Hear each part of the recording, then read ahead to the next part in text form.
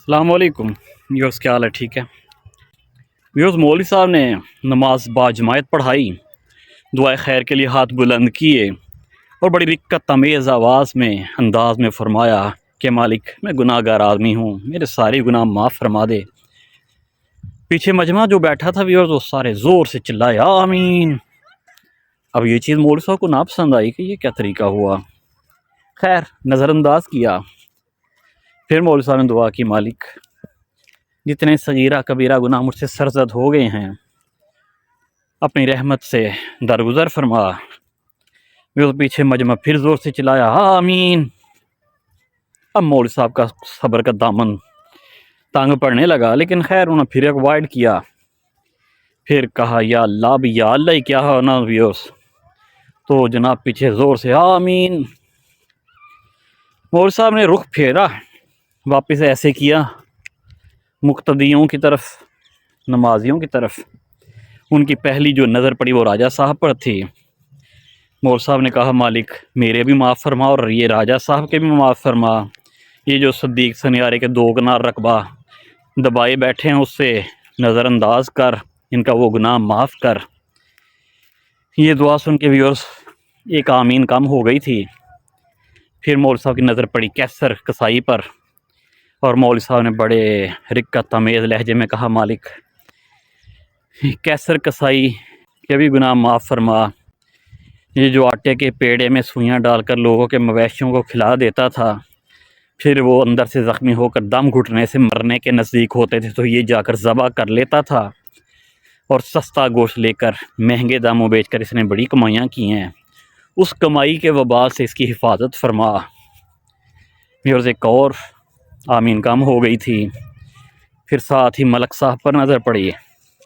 مولوی صاحب نے فرمایا مالک ملک صاحب کو مثانے کا کینسر ہے، اس سے ان کو شفا یاب فرما۔ اور یہ جب لوگوں کی بکریاں بھینسیں ان کے کھیتوں میں داخل ہوتی تھیں اور یہ غصے سے اپنی درامتی سے ان بکریوں اور بھینسوں کے پیڑ پھاڑ ڈالتے تھے، ان کے اس گناہ کو بھی نظر انداز فرما۔ ایک اور آمین کم ہو چکی تھی، لیکن مولوی صاحب کا غصہ ختم ہونے کا نام نہیں لے رہا تھا ویورز۔ مولوی صاحب نے پھر اپنا سب سے مہلک ہتھیار استعمال کرنے کا فیصلہ کیا۔ مولوی صاحب ویورز کہہ رہے تھے کہ مالک 25 سال سے میں اس مسجد میں نماز پڑھا رہا ہوں، میں نے کسی ذمہ دار کو اپنی فصل کا عشر دیتے نہیں دیکھا۔ مالک ان ذمہ داروں کے اس گناہ سے بھی نظر انداز فرما۔ مولوی صاحب کہہ رہے تھے کہ مالک عرصہ 25 سال سے میری نظر میں کوئی ایسا ذمہ دار نہیں جس نے اپنی بہن بیٹی کو اپنی جو زمین میں سے اس کا حصہ بنتا تھا وہ دے دیا ہو۔ میرے مالک ان کے وہ گناہ بھی معاف فرما، یہ جو اپنی بہنوں بیٹیوں کے حق کھا رہے ہیں ان کے وبال سے بھی ان کو بچا، اور یہ جو غریب و مسکینوں کا عشر کی صورت میں حصہ اور حق کھا رہے ہیں ان کو اس کے وبال سے محفوظ فرما۔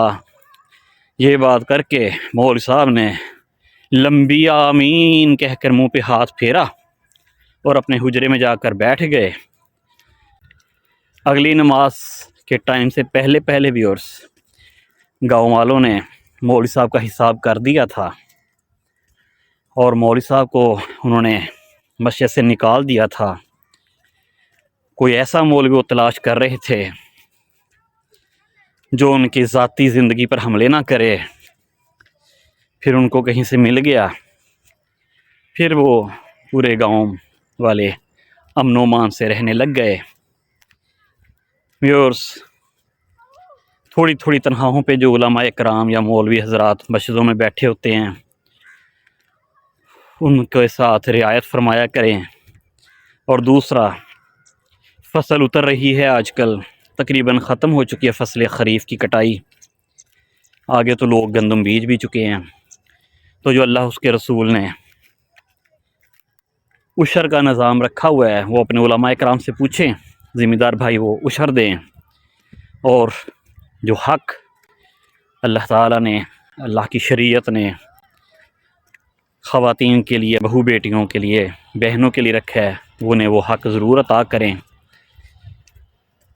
ساری مسائل علماء کرام سے پوچھیں، باتیں بہانے سے پہنچائی جاتی ہیں، طریقے سے سمجھائی جاتی ہیں۔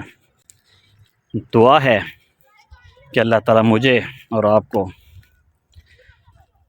کسی کا بھی حق کھانے والا اور کسی کو بھی حق سے محروم کرنے والا نہ بنائے۔ طاہر مین کو اجازت دیجیے، اللہ حافظ۔